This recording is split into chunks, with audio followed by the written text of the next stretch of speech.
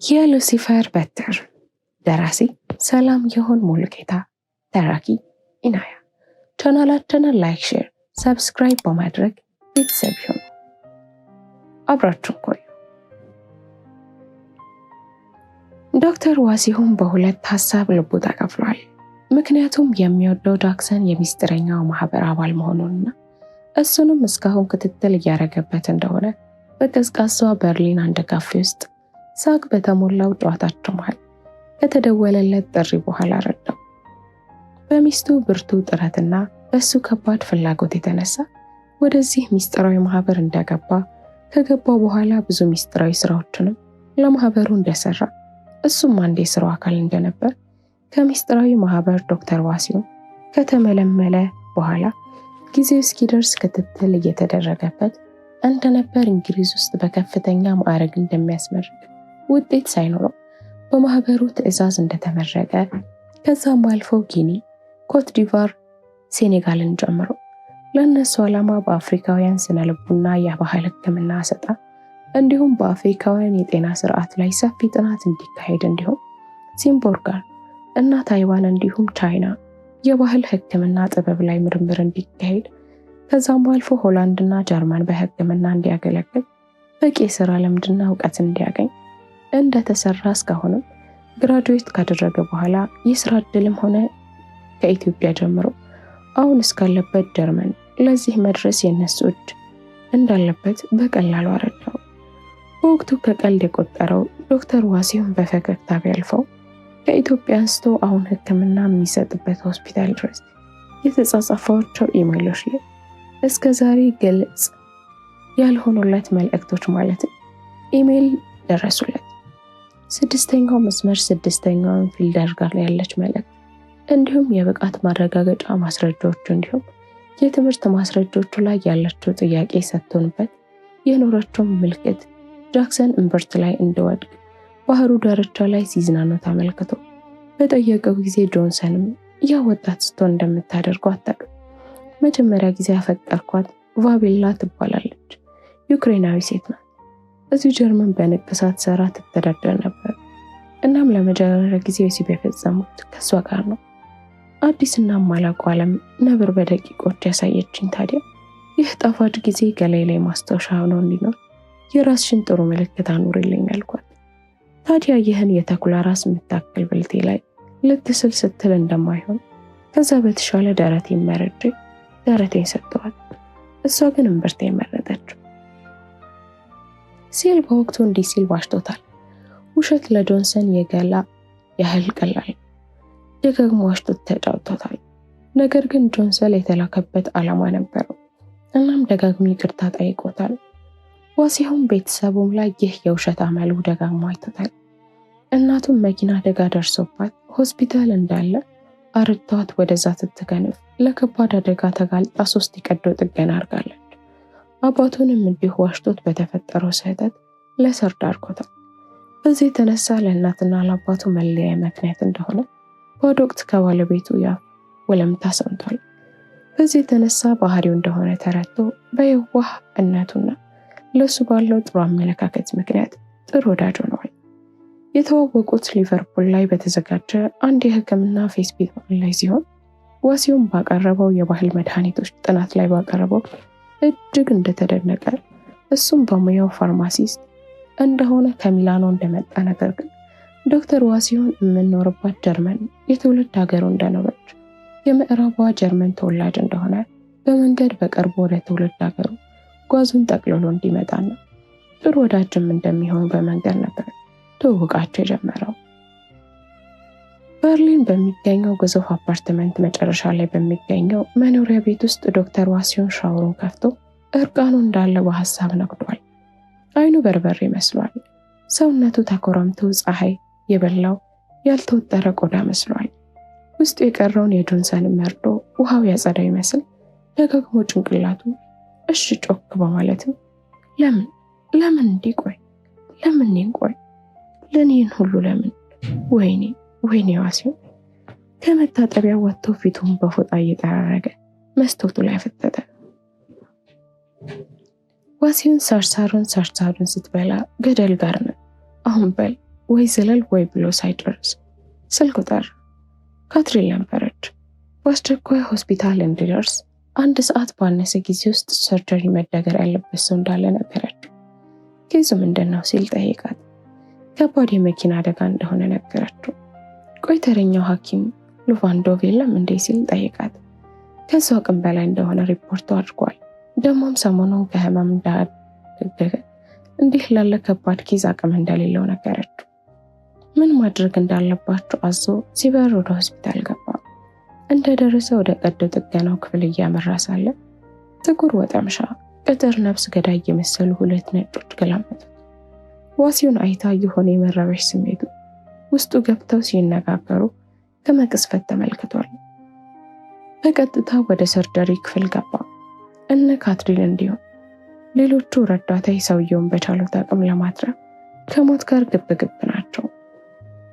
ዶክተር ዋሲም ፈጥነው ተቀላቀላቸው። ሰውየው ከፍተኛ ደም ከግንባሩና ከአፍንጫው ይፈሳል። በዚህ የተነሳ የልብ ምቱ እየወረደ ነው። ካትሪን በድንገት 0 የሆነውን የልብ ምቱን ለመመለስ ደጋግማ የግንበኛ መለሰኛ በመሰሉ የልብ ምት መመለሻ መሳሪያ ደጋግማ ደረቱ ላይ በማሰረፍ ሰውየውን በኤሌክትሪክ ሾኪንግ ልብ ምቱን ለመመለስ ትጥራለች። ዋሲሁን የያዘችውን ተቀብሏት በተራው የሰውየውን ልብ ምት ለመመለስ ደጋግሞ ሞከረ። አጋጣሚው ቀናውና የሰውየውን ልብ ምት ለመመለስ ተቻለ። ኢትዮጵያዊ መሆኑ የሰውየውን መልክ ተረድቶ ዶክተር ዋሲሁን ገምቷል። በፍጥነት የሚፈሰውን ደም ለማቆም ወደ ቀዶ ጥገናው ማስጀመር እንዳለባቸው በማመን መረባረብ ጀመሩ። ዋሲሁን ተጠግተው የሰውየውን የጉዳት መጠን ለመመልከት ሞከረ። ሰውየው ለተአምር ከሰመመኑ ነቃ በማለት አይኑን በጥቂቱ ብቻ ገለጥ በማድረግ በደም የተጨማለቀ እጁን እንደምንም በማንሳት ዋሲሁን አረንጓዴ ጋውን ላይ ጆንሰን እምብርትና እጁ ዶክመንቶች ላይ ያስተዋለውን የተኩላ ራስ በደሙ እንደነገሩ ሰርቶ ፕሮቮ ከ4 እስከ 14 ብሎ ይጻፈበት። ወዲያው መልሶ ራሱን ሳተ። መምታት የጀመረው የልብ ምቱ ላይ መልሶ አቆመ። ዶክተር ዋሲሁን ጋውኑ ላይ በነካ ጣቱ እየጻፈውን በፍጹም አላስተዋለው። ዳግማኝ የቆመች ትርታውን ለመመለስ ግብ ላይ ናቸው። ነገር ግን አልተሳካለትም ነበር። ሰውየው ላይ መለስ አሸለበ። ዋሲሁን ተስፋ በመቁረጥና በድካም ስሜት ውስጥ በመሆን የለበሰውን ጋውን ሲያወልቅ ጋውኑ ላይ በደንብ የተጣጠፈ አንድ ጽሑፍና ተኩላ የሚመስል ጽሑፍ ተመለከተ። ደንግጦ በግራ በመጋባት ዋሲሁን አሁንም ከድንጋጤው ጋር እየታገለ በእርጋታ ወደ በሩ አመራ። በበሩ ስር ትኩስ ወፍራም ሞቃት ደም ወደ ቤቱ ሲገባ ተመለከተ። በድንጋጤ በሩን ስቦ ከፈተው። በሚዘገንን ሁኔታ በደም የራሱ የሰው አካል ቅል ነበረ። ዶክተር ዋሲሁን እግሮቹ ፈጽሞ መቆም ቸገራቸው። ይንቀጠቀጡበት ጀመር። በሩ ላይ በደም የራሴ ሰው ልጅ የራስ ቅል እያየ ቆሟል። በሩን እንደያዘ የራስ ቅሉ ከማን አንገት ላይ እንደተሰየፈ ለማሰብ እንኳን አቃተው። ብቻ ከሰዓታት በፊት እንደተገደለ ባለው የሕክምና ልምድ ለይቶታል። ግን የሰውየውን ማንነት ያለ ዛሬ አይቶት አያውቅም። ከራስ ቅሉ ጋር አንድ ወረቀት በደም ተለውሳ አያት። ሳያነሳ ጠጋ ብሎ ተመለከተ። በጀርመንኛ ቋንቋ የተጻፈ ሲሆን ያረፈደ እንደ ካዳ ይቆጠርበት፣ እኔ ስዋሪ ነኝ፣ ደሜም ከሱ ወንድ ይቀዳል ይላል። 3 ቁልቁል ወረድ ብሎ ከ1 ሰዓት በፊት በርሊን አየር መንገድ ድረስ መልእክቱን ካየው በኋላ ለማንም ሳታሳይ አቃጥሎ ይል ነበር።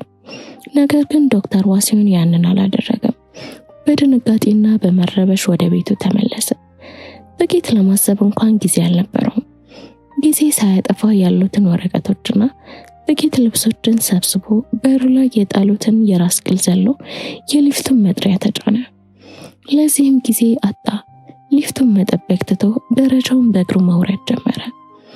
አካባቢውን ፖሊሶች በቅጽበት ተቆጣጠሩት። መግቢያና መውጫዎችን በሙሉ ላይ ፖሊሶች ፈሰዋል። ዋሲሁን አንገቱ ላይ ጣል ባረጋት ስካርፕ ራሱን ለመሸፈን እየታገለ እጁን ኪሱ ከቶ ወደ ዋናው መንገድ ሊደርስ ሲል አንድ ፖሊስ ከኋላ አስቆመው። ዋሲሁን አሁን ሰውነቱ ይበልጥ መራድ ጀምሯል። ምን ቢጠየቅ ምን እንደሚመልስ አያውቅም።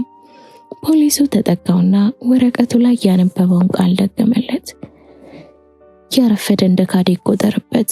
እኔ ስዋሬ ነኝ፣ ደሜም ከሱ እንዲቀዳል። ከዚህ ለቀህ ወደ ተጠራህበት ሂድ፣ አለበለዚያ ጭንቅላትህን አንተም ትሰጣለህ አለው። ዋሲሁን ጥሎት ፍጥነቱን ጨምሮ ከቦታው ሸሸ። እየተቻኮለ ወደ አየር መንገዱ ታክሲ በመያዝ አቀና። ታክሲ ውስጥ ያለው ሬዲዮ የቻይና ሕዝብ በአዲሱ ተላላፊ ቫይረስ በከፍተኛ ሁኔታ እያለቀ እንደሆነ፣ የሟቾች ቁጥር በሺዎች እንደሆነ፣ በቫይረሱ የተጠቁት ደግሞ 50 ሺህ እንደበለጡ፣ መጥሪያው የኮሮና ቫይረስ እንደሚባልና ወደ ሌሎች ሀገሮችም በከፍተኛ ሁኔታ እየተዛመደ እንደሆነ ይዘረዘራል። ዶክተር ዋሲሁን ነገሩ አሁን በጣም እየተገለጠለት ነው። ሰውየው ያሉት ደግሞ አሁንም ጆሮ ላይ ጮኸበት። 40% የዓለምን ህዝብ ለመቀነስ በጥንቃቄ ያቀዱት ዓላማ መንገዱን ስተዋል። ፍጥነቱን ጨምሮ ካሰቡት በላይ ገዳይ ለመሆን መንገድ ላይ ነው ይዋስ ብሎ ክትባቱ ሊሰራ አልቻለም። ዶክተር ዋሲሁን ረጅም ዓመታት ወስደው በትምህርትና በስራ ያሹት አፍሪካ ላይ ላሰቡት ዓላማ ቀኑ ሲደርስ አጥምቀው ሊልኩት ነበር። ነገር ግን በዚህ ክስተት ምክንያት ለአዲሱ ቫይረስ ክትባት ከሌሎች አባላት ጋር በመሆን ጊዜ ወስዶ እንዲዘጋጅ ቀድመው በወንጀል አጥምቀው ከፊት ያቆሙት እንዲህ እያሰላሰለ ቦታው ደረሰ።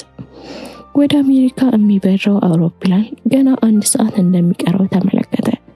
ከበላዩ አንድ የጀርመን ቴሌቪዥን ጣቢያ በሰበር ዜናው ዶክተር ዋሲሁንን ፎቶ ሙሉ በሙሉ በመልቀቅ ከስር ኢትዮጵያዊ ዶክተር የሚሰራበት ሆስፒታል በድንገተኛ አደጋ የገባው ሰውና አንድ ሌላ ለጊዜው ማንነቱ ያልተለየን ግለሰብ መኖሪያ ቤቱ በር ላይ በዘግናኝ ሁኔታ ገድሎ እንደተሰወረ በስርስር ያቀርባሉ። ዶክተር ዋሲሁን ብርክ ያዘው። ሰውነቱ መንቀጥቀጥ ጀመረ። የያዘውን ሻንጣ በቆሙ ለቀቀው። የትም ወዴትም መሄድ ቀርቶ አሁን ማሰብ ከባድ ሆኗል። ስልኩ በድንገት ጠራ። እዛው ጀርመን የምትኖር በቅርቡ የተዋወቃት ኢትዮጵያዊቱ ሄለን ነበረች። ዜናውን አይታ እንደደወለች ገምተዋል። አሁን አንስቶ ምንም ቢላት እንደማታምነው ያውቃል። ማንንም እንዳያናግር ማስጠንቀቂያም ደርሶታል። ስልኩን ማንሳት ትቶ ምንም እንዳልተፈጠረ በመረጋጋት ወደ መጸዳጃ ቤት ገባ። ሁሉ ነገሩ በእነሱ ክትትል ስር መሆኑን ተረድቷል። ግን ፈጽሞ እጅ መስጠት እንደሌለበት ገምተዋል። አሁን ጀርመን ላይ ያለው ጉዳይ አብቅቷል። ግን ወደ አሜሪካም እንደማይሄድ ለራሱ ምሏል። ግን ቢገሉኝስ የሚል ፍርሃት አድሮበታል። ሆስፒታል ውስጥ ድንገተኛ ገብቶ ህይወቱ ያለፈው ልጅ ትዝ አለው። ጋውኑ ላይ የተወለት መልእክት ግን እሱን የመመርመር ጊዜ የለው። ምናልባት ይጠቅመኝ ይሆን ሲል አሰበ። ስልኩ ላይ በዚህ ሐሳብ እንደተወጠረ መልእክት ገባ። ከፍቶ ሲመለከተው መጸዳጃ ቤት በቂ ጊዜ አሳልፈዋል፣ በፍጥነት ጀርመንን ለቀህ ውጣ የሚል ነበር። ዶክተር ዋሲሁን ግራ ተጋባ። አሁን በእነሱ መመሪያና ሐሳብ መሰረት እየሄደ ነው። አበቃልኝ ሲል አሰበ። ወንጀል እንደሰራ ዜና ተሰርቶበታል። ነገር ግን ወንጀለኛ የሚሆነው ይህን ጉዞ አሻፈረኝ ብሎ ጀርመን ከቆየ ብቻ ነው። ከሰዓታት በኋላ ዘብጥያ እንደሚወርድ ከዛም ሲገፋው ሞት እንደሚጠብቀው ያውቃል። ወደ አሜሪካ የሚያቀናበት ፕሌን ከጀርመን ቢነሳም እንግሊዝ እንደሚያርፍ ከላይ ከግዙፉ የአየር መንገዱ ተርሚናል ለመንገደኞች የተሰቀለውን ስክሪን አይቶ ተረዳ። የበረራው ሰዓት ደርሶ ወደ አይሮፕላኑ በመግባት ጉዞ ጀመረ። ጉዞው ላይ ብዙ ሐሳቦች ወደ አእምሮ መጡ። በተለይ ጋውኑ ላይ የቀረችው በደም የተጻፈ መልእክት ምናልባት የመጽሐፍ ቅዱስ ቃል ይሆን? ሰውየው በስተመጨረሻ በዛ መንገድ ሊነግሩ የፈለገው ሐሳብ ይኖር ሲል አሰበው። ስልኩን አውጥቶ ቃላቶቹና ቁጥሩን መጽሐፍ ቅዱስ ላይ ፈለገ። አዎ ተመሳሳዩን አገኘ። ወዲያውም አነበበው። በኃጢአን መንገድ አትግባ፣ በክፉ ሰዎችም ጎዳና አትሄድ። ዋሲሁን አሁን ተረጋጋ። ቢያንስ በተቃራኒው ሐሳብ ላይ የሆነ መልእክት አየ። ግን ለምን በስተመጨረሻ ሞቱ ላይ ሆኖ ይህ ሰውዬ ይህን አለኝ ሲል ለራሱ አሰበ። ደጋግሞ የሰውየውን ሁኔታ አሰበ። መልእክቱ ግን ከባድና ጠንከር ያለ መሆኑን ተረድቷል። አውሮፕላኑ ከሰዓታት በረራ በኋላ እንግሊዝ አረፈች። ዶክተር ዋሲሁን ለቀጣይ ቀጣይ በረራ ከመድረሱ በፊት እንግሊዝ ላይ አንድ መልእክት መተው እንዳለበት ተረዳ። ግን ለማን? በዚህ ሰዓት ለማን? ዙሪያው በአጥማጆቹ ተከቧል። ግን እንደ መንገድ መጥቶለታል። ለንደን አየር መንገድ ውስጥ ካሉት የንግድ ሱቆች ወደ አንዱ በመግባት አንድ የስጦታ ዕቃ ገዛ። የገዛው ዕቃ በስም ዙሪያውና ውስጡ የተሞላ በከለር ያደመቀ የሳሎን ጌጥ ነበር። ዕቃውን ውበት በአድናቆት የሚመለከት በመምሰል መሃሉን በያዘው ላይተር በማቅለጥ በጣም ትንሽ ሚሞሪ አሻማው ስም ውስጥ ከተተው። በፈለበት እና ነገር ግን ዕቃው እዚህ መቆየት እንዳለበት ካሌብ የተባለ ሰው መጥቶ ስጦታው እንደሚቀበል ነገራቸው። ቀጣይ የበረራ ሰዓቱ ከመድረሱ በፊት አየር መንገድ ውስጥ ካለ የመንገደኞች ስልክ መስመር ወደ ኢትዮጵያ ደወለ። ለካሌብ ነበር። ካሌብ በበጎና አዝናኝ በሆነ የዩቲዩብ ስራዎች ታዋቂነት ላገኘው ለወጣቶች ስራ ፈጠራ እንዲሁም ባህልና ሀገርን እንደሚያሳድጉ መልካም ስራዎችን በመስራት ላይ ይገኛል። ካሌብ ዶክተር ዋሲሁን ጋር ቀደም ብለው በዚህ አይነት ኢትዮጵያዊ የፈጠራ ባለሙያዎችን ለማበረታታትና ለማስተዋወቅ በተደረገ ዝግጅት ላይ ነበር ከካሌብ ጋር የተዋወቁት። ረጅም ጊዜም በብዙ ጉዳዮች ላይ በመገናኘት ጥሩ ወዳጅ ሆነዋል። እናም ለዛ ነው በዚህ ሰዓት ከካሌብ የተሻለ ሰው የለም በማለት ቢገሉት እንኳን ወደፊት ሊሰራቸው ያሰባቸውን ትልልቅ ስራዎች ለካሌብ ለመተ ያሰበው። ዶክተር ዋሲሁን ካሌብ ስልኩን እንዳነሳ ማንነቱን በመንገር ረዘም ላለ ጊዜ ለስራ ወደ ሌላ ቦታ ሊሄድ እንደሆነና እንግሊዝ በፍጥነት እንዲመጣና መልእክት የተወበትን ቦታ በመንገር ስልኩን ዘጋ። ዞር ሲል አንድ ጥቁር ግዙፍ ሰውዬ ከኋላው ቆሞ ጠበቀው። ዶክተር ዋሲሁን በጣም ደነገጠ፣ ግን እንዳያስታውቅበት ከራሱ ጋር ታገለ። ዶክተር ዋሲሁን ለካሌብ መልእክት የተወበትን የስጦታ ዕቃ ይዞታል። ዶክተር ዋሲሁን አበቃለኝ ሲል ከድንጋጤው ጋር ወደ ውስጡ ለራሱ ተነፈሰ። ምድር ተከፍታ ብትወጣው ለሱ እንደ ጽድቅ እንደሚቆጠር ተሰማው። እጆቹ መንቀጥቀጥ፣ መረበሽ፣ መንተባተብ ጀመረ። ካሌብንም አሁንም አደጋ ውስጥ እንደከተተው አሰበ። አዲስ አበባ ኢትዮጵያ። ካሌብ የበረራ ሰዓቱ ስለደረሰ ይጣደፋል። ዶክተር ዋሲሁን የተወለት ከባድ መልእክት ለንደን ኤርፖርት ላይ እንዳለና ከሱ ሌላ አማራጭም ሆነ ምርጫ ስለሌለው ያለው እሱ እንደሆነ በልመና ጭምር ስላስጨነቀው ያለውን ለማድረግ ወደ እንግሊዝ ለማምራት በረራ ሰዓቱ ላይ ደረሰ። ይጣደፋል። ራይድ በመጥራት ጉዞውን ወደ ቦሌ አየር መንገድ አደረገው። ጥቂት ሻንጣዎቹንና ቦርሳውን እንዳወረደ ለእናቱ ሊደውል ስልኩን ቢያይ የለም። ቤቱን እንደረሳ ታወሰው። ስልኩን ጥሎት ሊሄድ አሰበ። በረራው ከሚያመልጠው ነገር ግን ዶክተር ዋሲሁን የተወለት ሚስጥር አድራሻ ደግሞ ስልኩ ላይ ነበር። መመለስ እንዳለበት ተረዳ። ሲመለስ ግን እንዳሰበው አልደረሰም። ካሌብ የመኪና አደጋ ደረሰበት። ዶክተር ዋሲሁን ወደ አሜሪካ ሊያደርገው የነበረው በረራ እንዳሰበው ከለንደን በኋላ አልቀጠለም። በእግረ ሙቅ ታስሮ አፉም ታሽጎ አንድ ክፍል ውስጥ ወንበር ላይ ታስሮ ራሱን አገኘው። በተደጋጋሚ አንዳንድ ቦታዎች የተመለከተው የተኩላ ምስል ፊት ለፊቱ ካለ ግድግዳ ላይ ተመለከተ። ዙሪያው ጨለማ ሲሆን ፊት ለፊቱ ግን ሻማ በርቷል።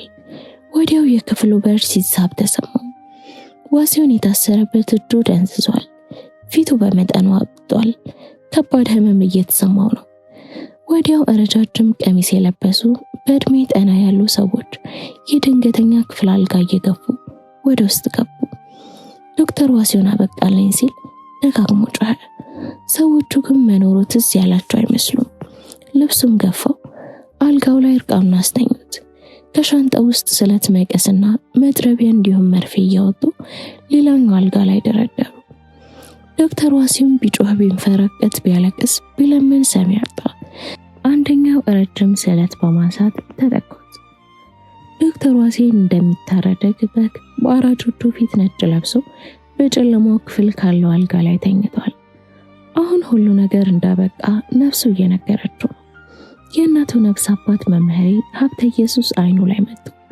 በአባቱ ሞት ልባቸው ክፉኛ የተጎዳው የወይዘሮ ሽፍን የዋሲሁን እናት ሲገስሱ ከላይ የደረቡትን ጋቢ ወደ ላይ የጣፉ በቀኝ የያዟትን መስቀል ከፍ ዝቅ እያደረጉ ከእንግዲህም ባያስፈልግም እሳቸው ወደ እውነተኛው ቦታቸው ሄደዋል። ከዚህ በኋላ በጸሎትና በእንባ የሚያስፈልገው ለኛው ነው የሚያሻው።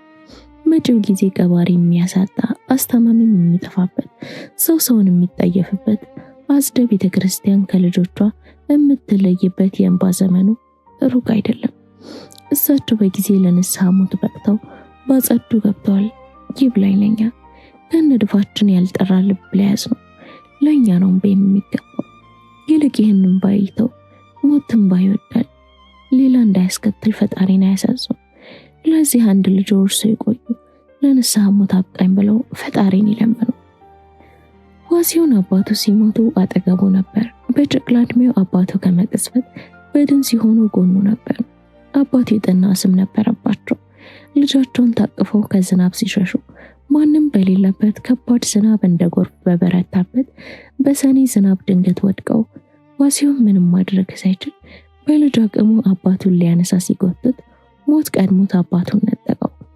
የእናቱን እንባ ዶክተር በመሆን አባቱን ከነጠቀው ሞት ጋር ትግል ጀመረ። ለዛም ነው ዋሲሁን ሁሌም ለሕያዋን ሁላ ዋስ ነኝ፣ ለሕይወቱ አደራ አለብኝ ይላል።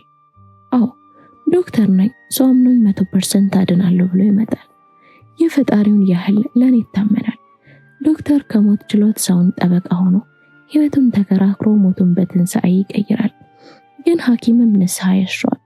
ልቡ ከኃጢአት በስርዓት ነፃ መውጣት መታጠብ አለበት። ዶክተር ዋሲሁን ከተሳለበት ቢላ ስር ሆኖ በሰመመን ብዙ ሄደ። በዚህ መሃል አንደኛው ራሰ በረሃ ሸምገል ያለ ሰው በከፊል ራሱን በጭንብል እንደሌሎቹ ሸፍኗል። መቀስ ወደ ዋሲሁን የሰደደውን ሰው በቁጣ ከፍተር አደረገውና በምልክት መርፌውን እንዲያቀብለው አዘዘ። ጊዜ ሳያጠፋ ዋሲሁን አንገት ላይ ቀበቀበው። ዋሲሁን አሁንም በሰመመን ሸሸ። የህይወት ሳቅ የጆሮውን ቀጫጭን ዋሻዎች ሞሉት። አዎ የህይወት ሳቅ እንደዚህ ነው። ውብ ዜማ አለው። ትናንሽ ውብ አይኖቿን ታስለመልምና ዋስዬ በቃ ማክራፍም ሆነ ዝምታ አንተ ጋር አይሰሩም አይደለም? እስኪ አታስቀኝ ላኩርፍበት። ዘመቻ እንደሄደ ወታደር እየከረምክ ልረሳህ ስል ትመጣለህ። ላይብረሪና ላብራቶሪ የሱባኤ ዋሻ ከረካቸው ከራረምኩ። ውሎ አዳር እዛ ሆነ። ቆይ ሐኪም ሁላ እንዳንተ ተምሮ ነው? ጥያቄ ሁላ ምንህን የትህ ጋር የሚያመዘው? ጥያቄ ለመጠየቅ ላይብረሪና ላብራቶሪ ዘመቻ ሊያው ቀንና ሌሊት። እኔም እኮ ትናፍቀኛለህ። ፍቅርም እኮ ህመም አለው። የምን አንዱን ገሎ አንዱን ማዳን ነው ትለዋለች። አይኑ መለስ ቀለስ ያለች ታየውና ለዋሲሁን ህይወት ፍቅሩ ብቻ አልነበረችም፣ መምህሩ ናት። ለአሁኑ እዚህ መድረስ የመሰላሉ ዋግርት ናት። አዲስ አበባ ዩኒቨርሲቲ ተመድቦ ሲመጣ ቀድማ በደስታ ያለቀሰችው እሷ ናት። ሳትጠግበው ነበር የቀየዋ የመንደሯ የልጅነት አብሮ አደግ የከንፈርም የምንም ወዳጇ ዋሲሁንን ያጣችው። ድንገት በመጣ የአተት ወረርሽኝ ለታሪክ ነጋሪ እሷን አስቀርተው እናቷን አባቷን አንድ ወንድሟን ጨምሮ በሞት ይወሰደው። አሁን ሁሉም ታሪኳን ከዋሲሁን ጀምረዋል። አዲስ አበባ መጥቶ ትምህርቱን ሊቀጥል ነው። እንደ ልብ ልታየው ልትጠግበው ነው። መጥቶ እሷ ጋር ትምህርቱ እስኪበረታ ለቀናት ሰነበተ። ፋብሪካ እየሰራች በምታገኛት ብር ከተረፋት ላይ ለሱም ወር ከወር ትሰጠዋለች። እናቱን እስኪረሳ እናት ሆነችው። መመረቂያው ቀናቶች ሲቀረው ከተከራየችበት ቤት በላይ ያለው የከተማ ቆሻሻ ማከማቻ ተንዶ ላትመለስ ህይወትን ሞት ነጠቀው። ጥርሱን ነክሰው የሆዱን በሆዱን እንደያዘ ተመርቆ ባገኘው ትምህርት እድል አገሩን ለቆ ተሰደደ። ደጋግማ ከወዲያኛው ዓለም በሰመመን ታየችው። ትንሽ ውብ አይኖቿ፣ ዜመኛ ሳቋ፣ ኩርፊያዋ፣ ሁሉም ነገር ከወዲያኛው ዓለም ታየው። ምናልባት ገነት ይህ ይሆን የሚወዱት የናፈቁት ጋር መሄድ። ታዲያ ለምን ሐኪሙ ሰው ሁሉ ለምን ወደሚወደው አይሸሽም? አባባስ ከወዴት ነው? ህይወት እየራቀችው በብርሃን ስትወስድ ሲጠጋት ስትሸሸው ከሰመመኑ ነቃ። ድንገት ራሱን የሆስፒታል አልጋ ላይ ያገኘ። ኒውዮርክ ሲቲ። ዶክተር ዋሲሁን ራሱን 4x4 የሆነች ክፍል ውስጥ የሆስፒታል አልጋ ላይ ራሱን ካገኘ 2 ቀናት ተቆጠሩ። የተኛበት ክፍል አንዲት ነርስ በስተቀር ከነቃ ጀምሮ ማንም መጥቶ አያውቅም። እሷም ፈጽሞ ለሚጠይቃት ጥያቄ ልትመልስ አልቻለችም። ዶክተር ዋሲሁን ሲነቃ ጸጉሩ ተላጭቶ ጭንቅላቱ ዙሪያው ታሽጎ ነበር። ራሱን ያገኘው የት እንዳለ ምን እንደሆነ ምንም የሚያውቀው ነገር የለም። ጭንቅላቱ ምን እንደሆነ ፈጽሞ ሊገባው አልቻለም። ነርሷ መድኃኒቱን ሰጥታው ስትወጣ ህመም እየተሰማው እንደሆነና እንድታስተካከለለት ጠየቃት።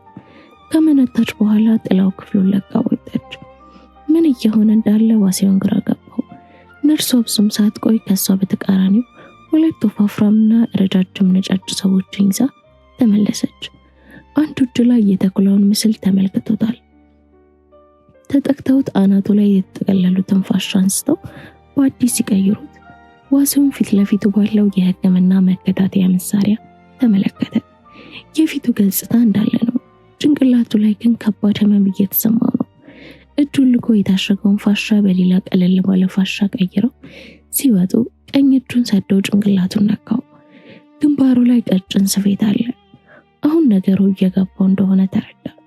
ቀድሞ የነገሩት የሚስጥራዊ ማህበር የዓለምን ህዝብ በግማሽ መቀነስ እንዲሁም ለተቀሩት በክትባት መልክ የማይክሮ ቺፕስ ጭንቅላታቸውን እናም ትከሻቸው ላይ መቅበር ከዛም ምድርን ኃያል አምላክ ብለው ለሚጠሩት ሉሲፈር መስጠት ነበር።